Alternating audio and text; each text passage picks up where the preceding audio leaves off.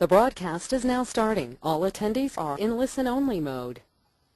Hi everyone, it's Helen from Unlimited here. First of all, thank you for joining our webinar on branding. I'd just like to apologise for my voice. I've lost it, so luckily I'm not talking for too long. And so I'd like to welcome Debbie Palmer, who's doing our webinar on branding. So I'll change it over to Debbie now.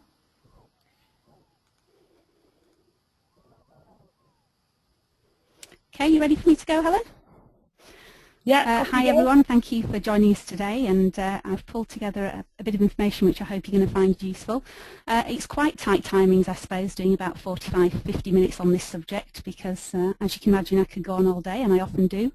But I've tried to pull it together into something which I think will be useful for you anyway, as you take away from today.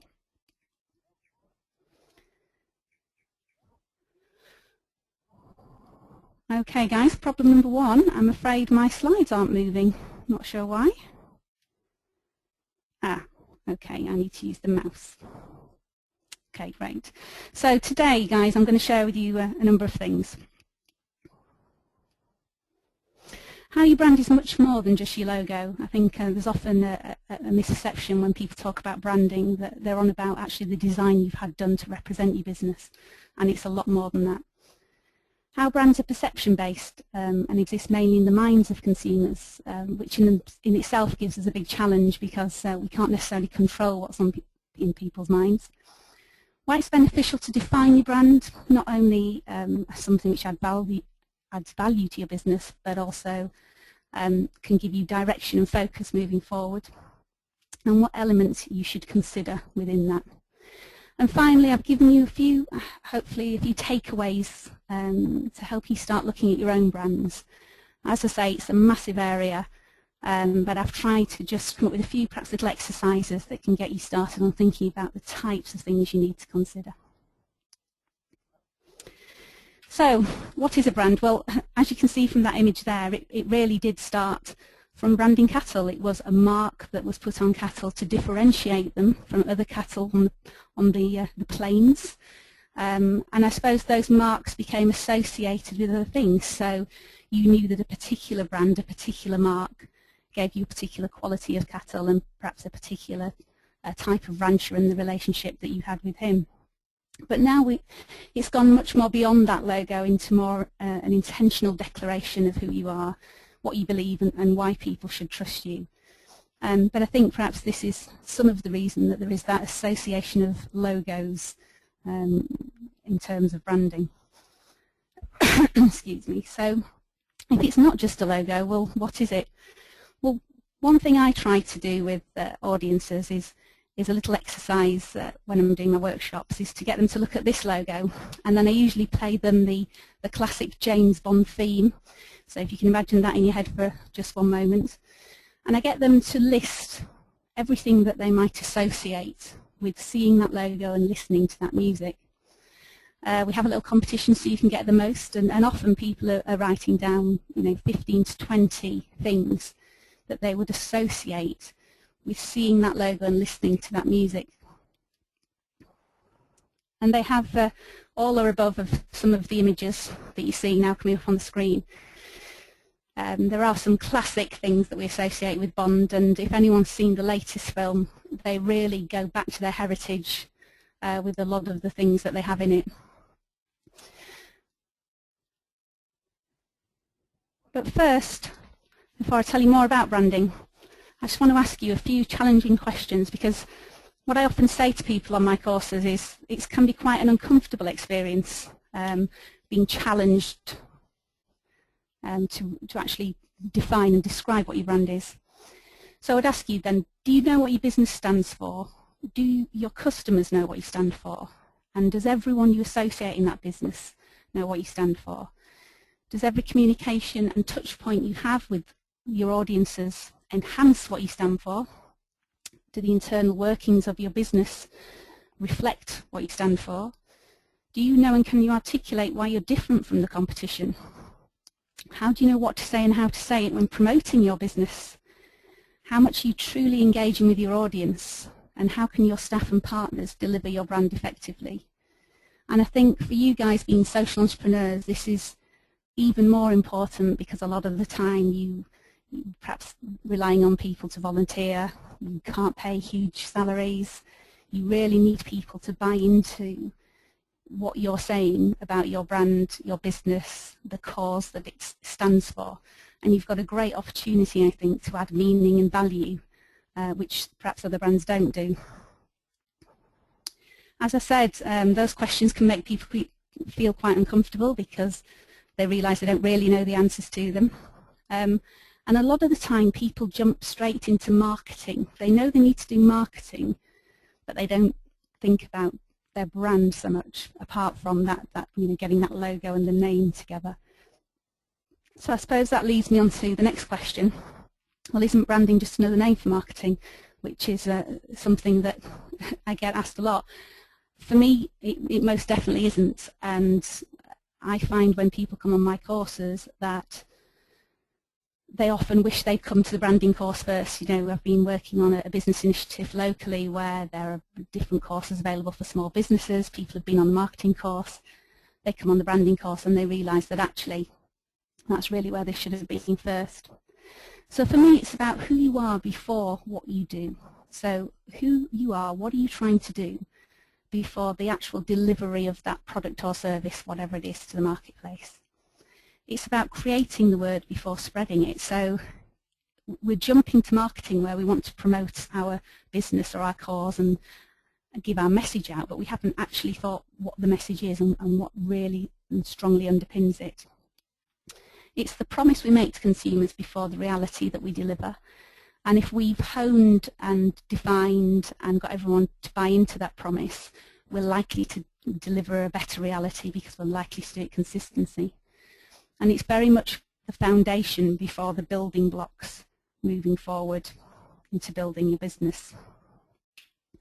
And the best way that I can help people to understand the brand is like this piece of cake here. So if we think of this brand as a 3-layer cake with icing, of course, on the top and a nice cherry, on the surface, the icing, the promise, is the initial sort of overall appeal. It's things like your packaging, your name, your logo, the price you charge, your signage, your advertising, whatever you will do to get people into your brand and what you're doing. But within the cake, we have layers that are very important, because if it was just icing, it wouldn't be a very attractive cake. So we have the product or service itself, the quality of that, how it's designed, what it does, what it delivers. We have the process by which it's delivered, so whether it's a retail shop or whether it's sold online or whether it's an activity that you go and deliver for someone. And then finally, I think, and very much the central layer that holds everything together, it's the culture of a business. So the people, the attitudes, the language of the brand, the values the brand is built on. And people buy the whole cake. Yes, they're enticed by that icing, so that's the flashy stuff, the marketing, the promotion of the business, the logo, the design elements. But when they buy into it, they want a piece of cake which delivers for them. So the entire organisation is all the layers of the cake, and it needs to deliver consistently on the brand promise. What people often do is confuse the brand with the icing, and the icing is merely sort of one small part of it. So they're not just about logos, but they're a collection of perceptions in the consumer's mind. So they are the associations we have when we see the logo, we hear the name, we hear the associated music, we hear the advertising jingle, somebody tells us about the product, we see it in the supermarket, we walk past a shop frontage. It's what we've decided it's all about. And I think the absolute key thing here is what we've said before about the fact that it's perceptions in people's minds. And whilst we'll try and influence them, we need feedback all the time to understand if we're doing that in the right way. And also it's about the total experience that you offer. So if you're selling a product, it isn't just about the product and how it delivers, it's about how accessible the product is, the customer service that might go with it, whether it's delivered on time. If you've got a retail environment, it's about the shop frontage, what that looks like. If you're a service business where people come in to visit you, it's about how polite your receptionist is. We actually add all of those things together to create our brand perceptions. And on knowing that, I've developed this diagram which I call the perception pyramid. So if you think about it, we send influencers up the left-hand side of that pyramid. We are trying to influence how the consumer feels, but they send influencers down the right-hand side and back to us. So right at the bottom, brand definition is what I'm going to talk to you about in a little more detail and give you some of the ideas to take away of how you can start to do that. It's you sort of reflecting, sitting back and deciding what your business is all about. And you guys will do this from the heart. As social entrepreneurs, you're passionate about what you do. You are doing something that really makes a difference to other people. And on day one, and in day two, and on year two, on year three, it might still be okay to do that because you may be at the heart of the business and you're being consistent on a daily basis. But as you start to grow and other people are involved, it'll be more difficult to keep that consistency if you haven't defined what you're doing. And really, if any of you have any involvement from anyone else, it's important to do this. And even for yourself, sometimes it's easy to get distracted from the direction you're taking. So if you've actually spent a bit of time defining your brand, it can be a really great decision maker. If a new opportunity arises, rather than you getting swept along in it, you can actually go back to that brand and say, well, does it fit with what I'm doing and why I want to do it? So what we think right at the bottom there defines and influences what we say, which in turn influences what we do, and right at the top, therefore, influences how we're perceived, that brand image. So when we've decided what image we want to get across, what values we want to promote as being important to us, we try and promote those in everything that we do, and we send those influences up the left-hand side of the pyramid. But we also need to listen to what comes back from the customers, from our consumers. And what's interesting sometimes is that they will identify something about our brands that we didn't think was important or we didn't think was particularly a big selling point. So it's not that they pick up something we didn't know, it's more that they might highlight for us something that we hadn't really thought of being a big selling point, and that gives us a steer then in what we can do with our other customers. So there's a very famous book called Positioning: The Battle for Your Mind. And really what we've been talking about in terms of perception relates to this. So it's saying that you have to hold a position in the mind of your customer so that they understand what box to put you into. They've got hundreds of millions of messages coming in every day, and they need to be able to put a nice label on you and put you somewhere. And it's really important that you try and differentiate yourself with your positioning. Otherwise, you'll just get put in the box marked generic or commodity, and you won't really be delivering anything special and over and above that. So the positioning is the specific niche which the brand defines itself as occupying. So the smaller the niche, the more accurate, the more differentiating, the better really. It's the space you're occupying in the mind of the consumer. It can be about any aspect of your brand, and you can flex it over time. So you might start off with one positioning and then move to a different positioning over time. But generally, you will try and keep a single positioning, certainly for a period of time. And very generally, you could have a positioning of being first, being second and trying harder, being the biggest, being the smallest and being more personal, being the most expensive, premium, being the value. But those are sort of the generic markers in any place, and it's very much the starting point. And ideally, we want to be a little bit more inventive in what we think about as being our positioning. The best way that I can explain positioning to you in the simplest of terms is to ask you this question, and it isn't a trick question, and it's quite funny when I ask it in my workshops that people sort of look like there must be, it's a bit like QI, there must be some sort of answer that I'm expecting, but I'm not. It genuinely is a question: why do you buy shampoo? And the answer very simply is to clean your hair.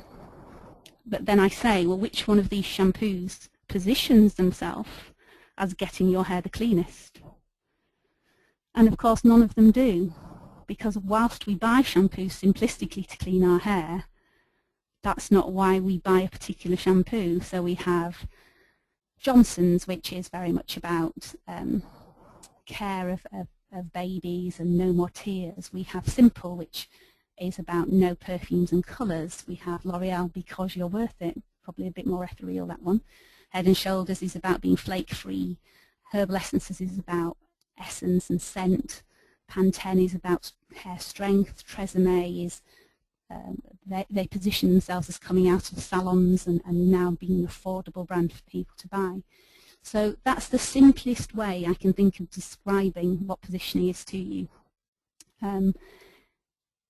Imagine yourself sat with your competitors, if you know who they are. You're all perhaps generically delivering the same thing to people, but what's the unique spin you're going to put on it to give you a really differentiated positioning? So it's not just the name or the logo, but it's the associations you create. And names and logos are still important, and I find that people can get very blocked by not having sorted that out, and people get very hung up on naming and what they're going to call something. But in essence, the way to think about it is that on day one it's all meaningless. So I always say to people, if you have a name that doesn't detract from what you're doing, and you can get the domain name, because that is absolutely key in this day and age, then I'm less worried about it. Yes, sometimes people can come up with clever names and it might add value to what you're doing, but as long as it doesn't detract, I think that's more the way you should look at it. And the interpretation of that name into a logo, you'll see 3 different ways of doing it here. We've got Apple, which is a literal apple for the company. We've got Innocent, which has given us an interpretation of innocence in the form of a saint or an angel. And then we've got Nike, the famous Nike swoosh, which is just a meaningless symbol. So again, there isn't any one particular way of doing your design. You just need something that fits with what you're doing. So again, it doesn't detract. You wouldn't want to look at perhaps the Innocent logo and think that was a firm of solicitors. It might not quite fit with what your expectations of them are. And these associations, the logo, the music, the colour, perhaps the strapline, the mascot, etc., becomes consumer shorthand for the brand, and that stamp of approval. If you think back to the cattle, it's that, oh, well, that cow, I know where it's come from, that's a stamp of approval for me, I'll have that one. And it's shorthand for the consumer. It just makes their decisions more easy. And when brands want to move into other categories or bring out new products or associate with other things, they are immediately a couple of steps up the ladder because people already know and associate with who they are. So delivering your brand is all about the 3 C's, and these are the things to remember. Clarity. First of all, really reflecting on and understanding what your brand is, what you want to say, what the messages are that you want to give to people so that you can take that forward. Secondly, congruence. I know it's a fancy word, but I needed a C, obviously. But congruence in simple terms means in keeping with. So it's no good saying that you do one thing, that you're all about behaving a certain way and then behaving in another way. For everything that you do, you must have evidence that that's something you can claim. It's no good claiming something because you think it sounds good. You have to actually deliver it. Because remember, that's, again, about having your icing and not necessarily delivering when people bite into the cake. And finally, consistency. And I think, again, this is perhaps where the whole logo thing comes in, because having consistency in how you present creatively your brand to the world, your logos, how you design looks and everything else is important, as well as consistency in the behaviours around your brand. So I don't want to come in on one day and be treated a particular way and come another day and be treated differently. I need to see a consistent way of working. And here's a very, very simple way of explaining the financial benefit, perhaps, of branding.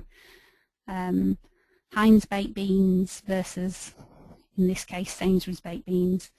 And I used to work for Heinz, so I know that in blind taste tests they don't win. Sainsbury's win or Tesco win because they're a sweeter sauce, and that tends to be what customers prefer.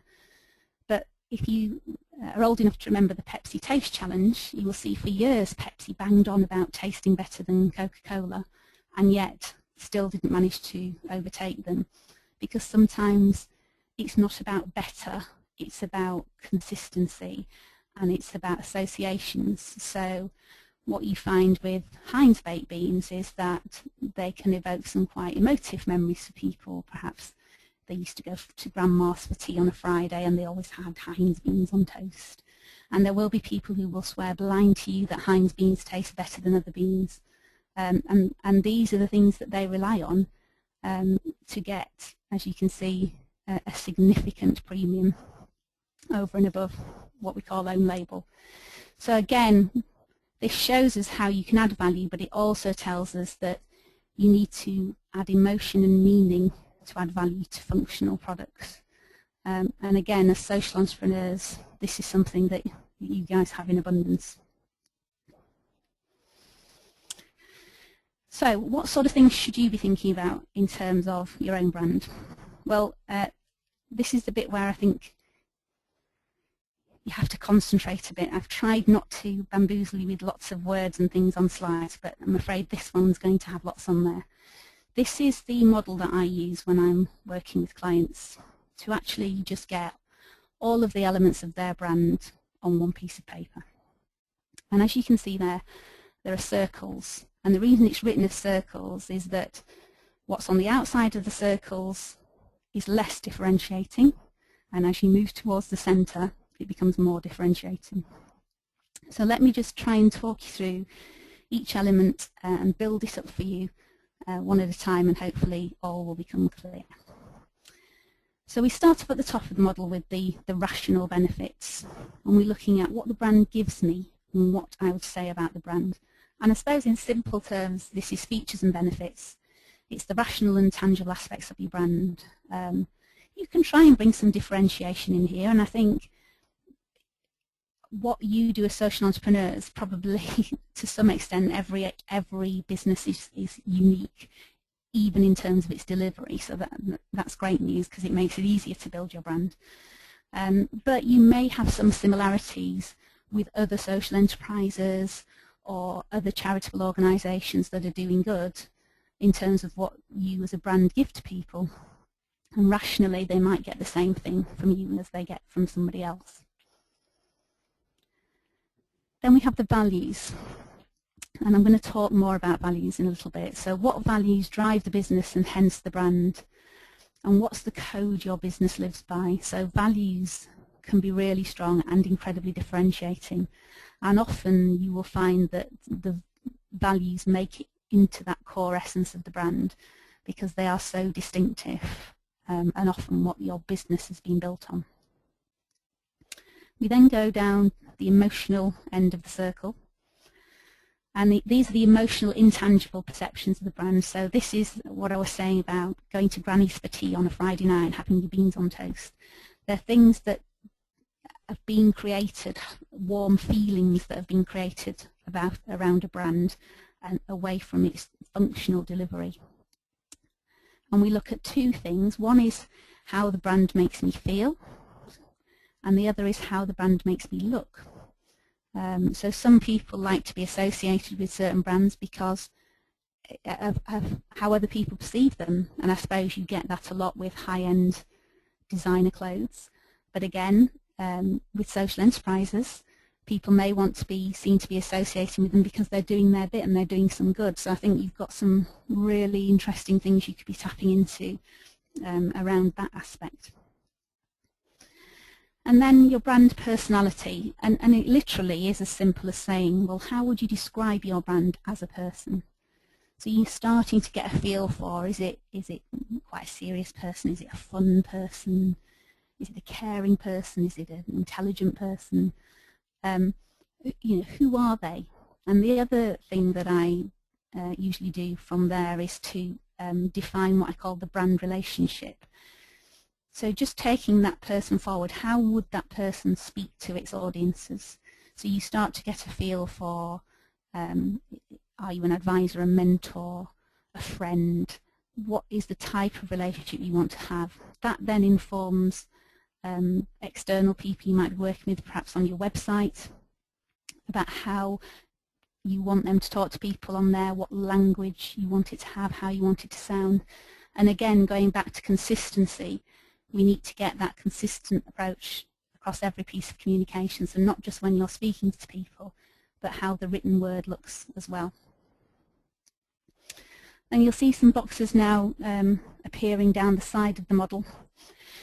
So we always think about insight as to what's driven us to where we are now. And again, for you guys, the key insight that drives your proposition, there'll be some really motivating stuff coming through here as to why you do what you do, and some interesting stories you can share with your customers. Then the brand relationship, as I mentioned, the tone of voice for your brand and the heart of your relationship with customers.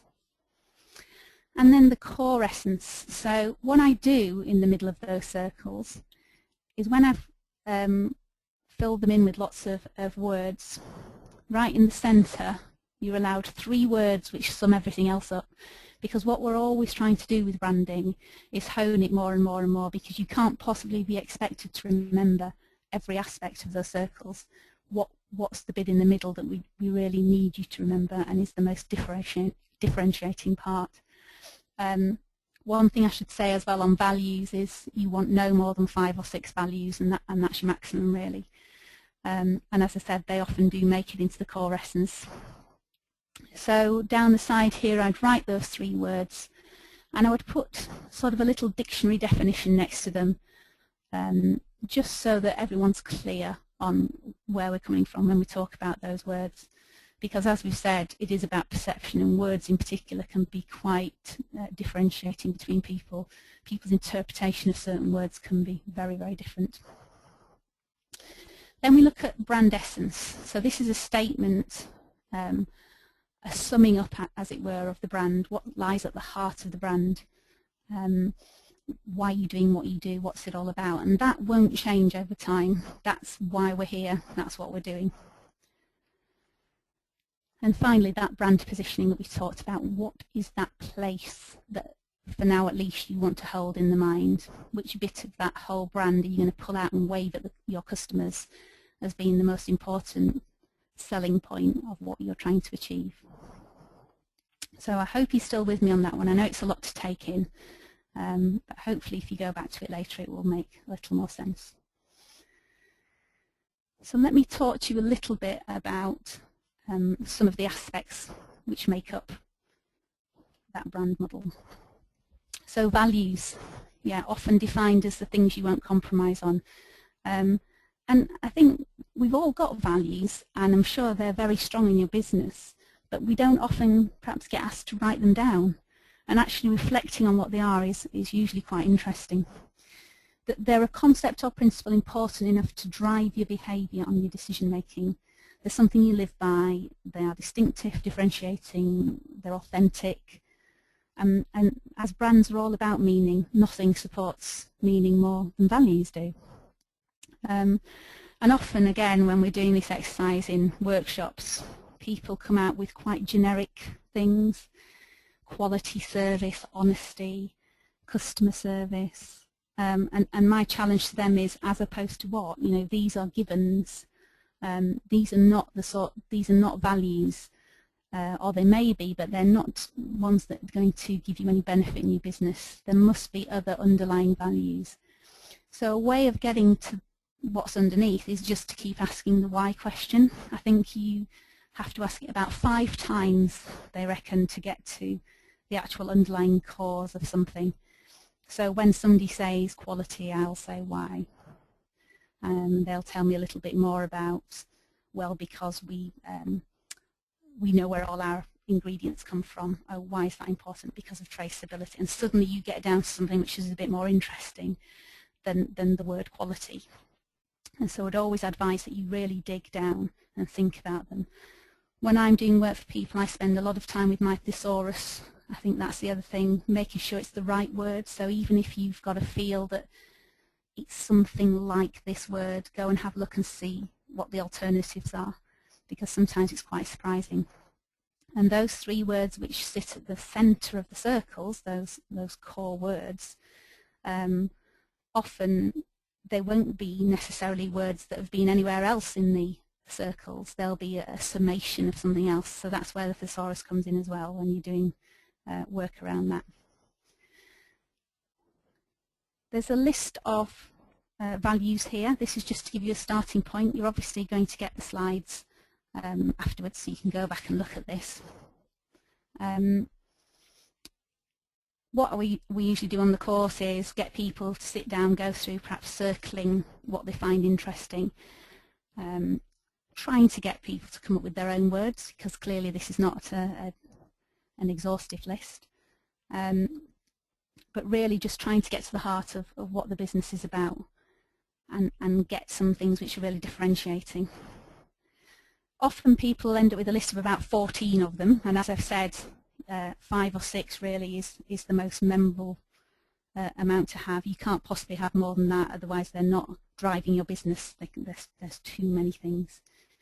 And generally work with a short, memorable name, a succinct explanation of what they are, and think about how you can bring them to life. When you've perhaps got your long list, here are some questions with which you can interrogate it and perhaps get it down to those 5 or 6 which really will make a difference to your business. So the first question simplistically is this value genuine? And what that means is this something you quite like the idea of being or having, but not something that really you do have? And again, uncomfortable question maybe, but really genuinely, can you show me evidence of this value? Is this value livable? Remember, what we're talking about here is living your brand every day through every aspect of what you do. Are you setting the bar too high in saying that every aspect of your business will be 100% recycled when actually that's impossible to do? So really think about, is this something that I can live by day to day? Is this value compelling internally? Is this something that's really going to drive you forward, make you get out of bed on a Monday morning to go and drive your social enterprise? Will this value mean anything to your customers? Because again, in defining the brand, we're all about trying to define something which is meaningful to those stakeholders. So if it wouldn't mean anything, if it was jargon, or they just don't really get it, then it's probably not something you want to hold at your heart. Is this value relevant to your brand? So again, I suppose what we're trying to do here, and it's particularly challenging when a lot of enterprises are set up by individuals, is differentiating perhaps your personal values from your brand values. Hard to separate, but maybe this is the one that does that. So you may have a personal value which isn't relevant to how you work with your brand on a day-to-day basis. Does this value contribute to you being distinctive as a brand? So I suppose if you've avoided the generic words like quality and service, hopefully it will be more distinctive. But that would be where I'd hope those types of words got dropped off, because it's like, well, it's not really distinctive. Everyone will be saying that. Does this value have longevity and sustainability? So again, a bit like the livable one, is this something that over time you're going to be able to live and to sustain in your business? Or is it something you could do really well for 6 months and then it will drop off? Can you communicate this value to people? We're here trying to communicate our brands, and we're trying to get it into the hearts and minds of our customers. Is there a way we're going to be able to explain what this means and communicate it in a way that people can buy into? Can this value be brought to life in behaviour? Because how you behave, how the brand behaves on a day-to-day basis is how we're going to get these ideas across to our customers. Is there a way that this is going to be demonstrable, I suppose, to our customers? And finally, would you fight to preserve this value? Values are about passion, and one of the best ways to perhaps think about what your values are is actually to turn it on its head. And I'll say to people, can you think of an incident where you've got really angry about something and you felt very uncomfortable about something? Because generally there's a message in there about what your values are. They'll be the opposite of what's happened. So if you've been badly let down by somebody and it's really affected you because they made a promise and they didn't keep it, you turn that on its head. You know that keeping promises is absolutely key to who you are as a business and how you work. So it's that sort of thing.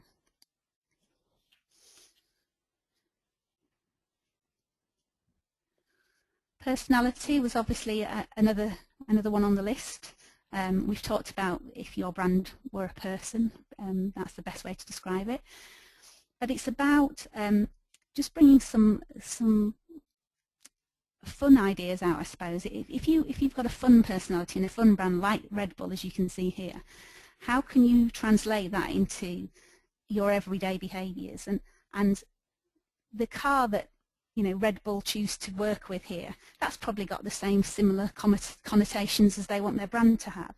So again, you start to see that if you want to create certain associations, and personality is no different, then it's about how somebody with that personality would behave on a day-to-day basis. And what I've included here is a list of questions that we use in the workshop as well. That again is another fun way of, I suppose, not only pulling out aspects of personality, but other aspects of the brand as well. So go away and do this exercise. If your brand were a person, a car, a household gadget, a product in the supermarket, an animal, or a character from history, what would it be and why? And this can be one of the best aspects of the brand workshop. For people who don't think they're creative and don't think they know the answer to things, will really come up with some interesting things here. The absolute key aspect to this is why. Because once again, it's perception, it's interpretation. So if you tell me your brand, your person is Miss Moneypenny, then I will have my own perceptions of who Miss Moneypenny is, what that means, and what that might mean in terms of your brand. You need to tell me why it's Miss Moneypenny from your perspective, so that I understand where you're coming from. And the same with all the other aspects. But you'll find some really interesting things comes out of that exercise, and I would encourage you to go away and have a go. Just one thing I will say as well, I do have a sheet that explains the brand definition with the circles on, so I will add that into the slides before I pass it on to the guys at Unlimited, so that at least you'll have some explanation to go back to and have a look at. When you've got that definition completed and you've thought about all the aspects of your brand, again in the same way as we did with the values, I would get you to ask yourself a couple more questions to interrogate what you've come up with. So whatever you're talking about within the brand, is it true or at least achievable? So again, it's this congruence thing. Where's the evidence? Where can you show me that this is actually happening? This says or at least achievable because if you're starting out as a new brand, then to some extent you may be aspirational, you may be saying what you'd like to do, but again, you need to be pretty confident that that's something you can deliver. Is it interesting to the customer? Again, I think we can get very caught up in our own personal causes, and we need to lift our head occasionally, look out and get feedback from our actual customers on whether it's something that's motivating for them rather than just for us. Is it commercially relevant? I put the word commercially there in inverted commas. I know for you guys commercial can be a dirty word, but clearly making money for you is all about supporting your causes, and you still need to be relevant in terms of making a go of something, because if you don't survive, you're not there to do your best for other people. And finally, is it differentiating? So everything we're looking at it's all about differentiation. And one of the key things to think about when you're doing your positioning, when you're getting really to the heart of your brand, which should be the most differentiating part of it, is to ask yourself whether any of your competitors could own that positioning. And if they could, maybe think and work on it a little bit harder. We want it to be something that you could own that others couldn't really. That's the absolute ideal. And as we said at each point, remember the second C of congruence. You must have evidence of your claims and be able to give examples. And you must live them in everything you do and across every part of your business. So when you know what it is, you've done that definition, you've got clarity, how do you start to build it? Well, not just with the obvious is what I would say. So again, this is where people start to go back to the whole marketing thing. Oh right, I need a website, I need to be on Twitter, I need a Facebook account, I need to do leafleting. Yes, you've got to promote your business, you've got to raise awareness of it. But in terms of building your brand, it goes beyond that, is what I would say. And I've just stuck together here at the end just a few tips, hopefully, that you can start to think about. So the first step, consider your competition. You obviously consider your competition when you're coming up with your positioning, but what I would say is that you can flex your positioning to ward off certain competitors. So, for example,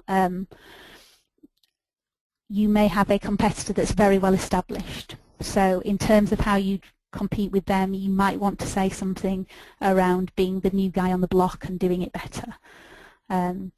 You may have competition who is not a social enterprise but a profitable enterprise, and you may want to say all our profits go back into helping others. So you can flex what you're saying, but in relation to the overall positioning that you've come up with. The best brands give you that flexibility, though, to tweak them in relation to who you're talking about. Engage each audience.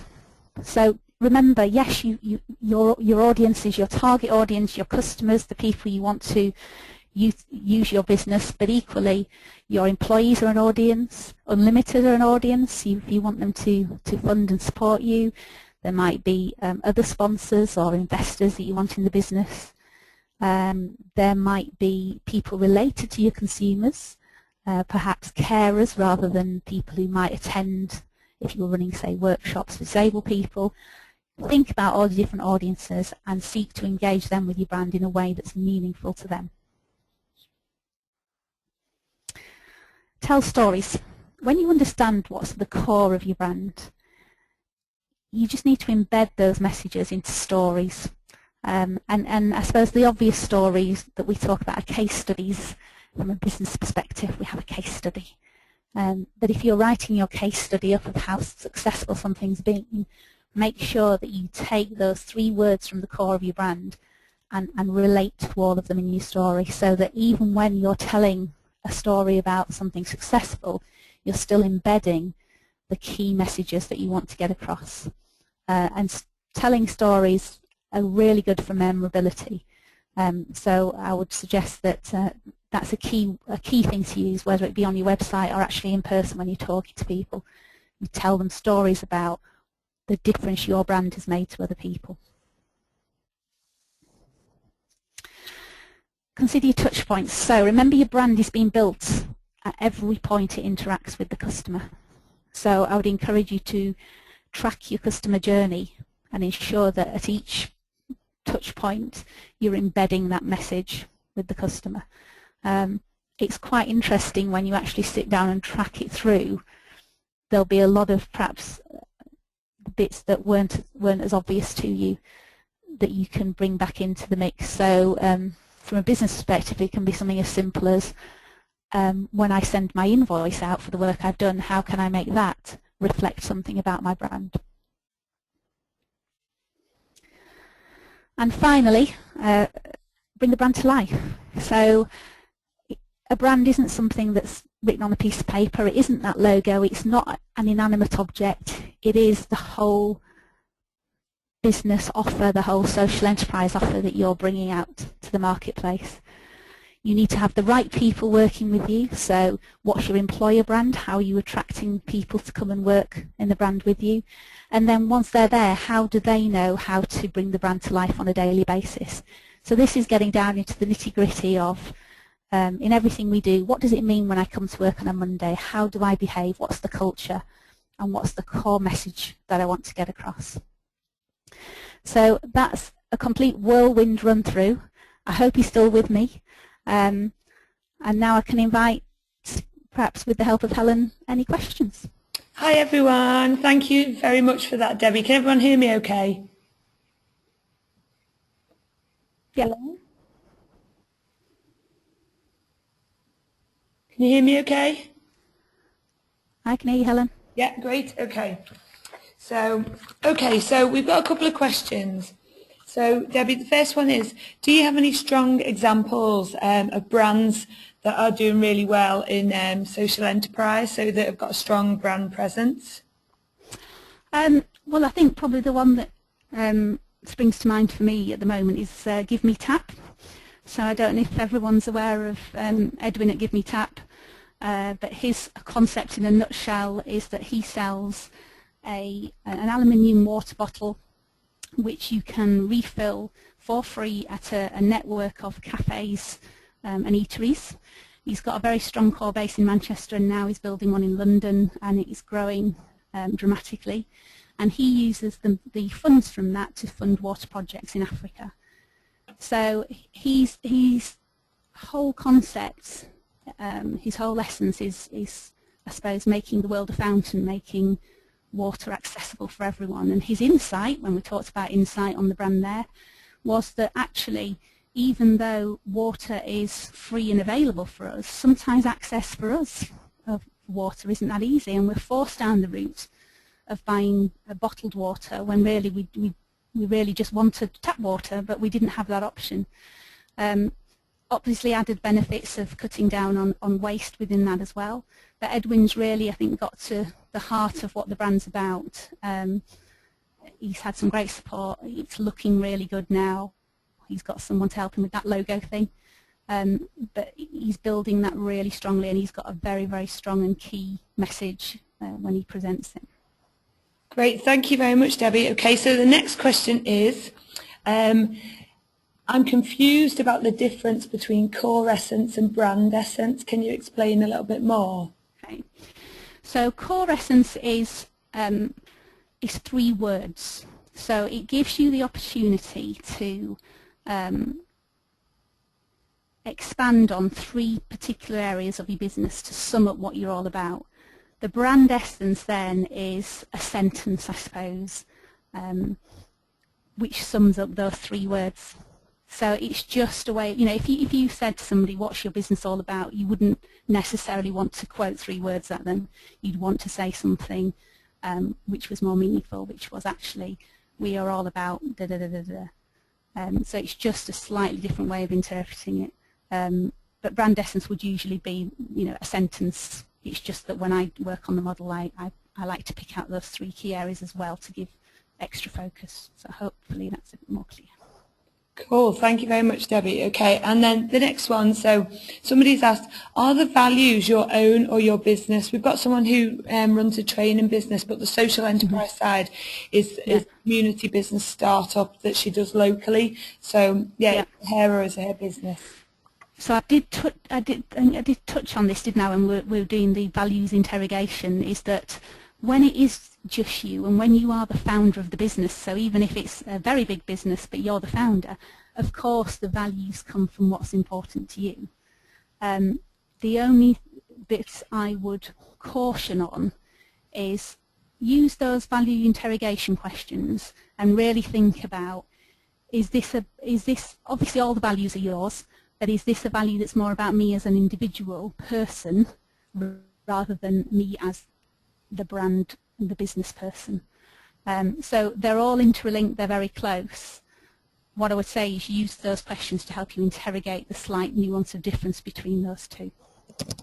Great, thank you very much. I think that's all the questions we've got for now, unless anybody's got any last minute quick questions. No, I can't see anything. Everyone's very happy with the answers. Yeah. No, that's Good. fine. Well, thank you so much, Debbie. It's been really great to hear from you, and I'm sure everybody's learned a lot about branding today, so thank you so much. Thank you. You're most welcome. All right then. Good luck, everyone. Thank you, everyone. Thank you, Debbie. Bye. Bye.